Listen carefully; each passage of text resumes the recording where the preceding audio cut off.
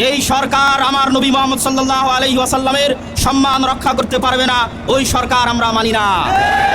যেই উপদেষ্টা বাক স্বাধীনতার নামে আমার নবীর বিরুদ্ধে কলম ধরবে, ওই উপদেষ্টার উপদেষ্টাগিরি আমরা মানি না। তোমাদেরকে স্মরণ করিয়ে দিতে চাই, কাদের রক্তের উপর ক্ষমতায় বসেছো? কাদের রক্তের উপর এই দেশ স্বাধীন হয়েছে? ইতিহাস ভুলে গেছো?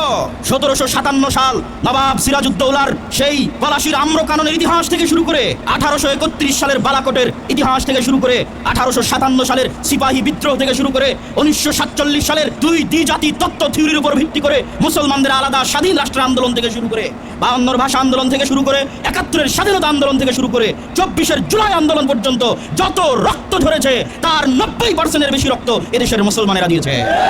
মুসলমানদের রক্তের উপর যে দেশ তৈরি হয়েছে, মুসলমানদের রক্তের উপর যে দেশ স্বাধীন হয়েছে, মুসলমানদের রক্তের উপর যে গতিতে তোমরা গেছো, ওই গতিতে বসে তোমরা মুসলমানদের নবীর নামে কটূক্তি করবে আর মুসলমানরা সেটি সহ্য করবে, এটি হবে না। অতএব সাবধান করে দিতে চাই, বরং আরো স্পষ্ট করে বলতে চাই যে জুলাই বিপ্লবের সময় লাশের সারি দেখা গেছে। যারা এই জুলাই বিপ্লবের হাজার হাজার মানুষকে হত্যা করেছে তাদেরও ক্ষমা হতে পারে, কিন্তু আল্লাহর নবীর নামে কটূক্তিকারীর কোনো ক্ষমা আছে? কেন ক্ষমা নাই তাকে জানেন? এই জন্য ক্ষমা নাই যে যিনি ক্ষমা করবে উনি তো দুনিয়াতে নাই। ক্ষমা করবে কে? মুহাম্মদ সাল্লাল্লাহু আলাইহি ওয়াসাল্লাম। তো তুমি কটূক্তি করেছো আল্লাহর নবীর নামে, আল্লাহর নবী দুনিয়াতে জীবিত আছে, তো ক্ষমার কোনো রাস্তা আছে?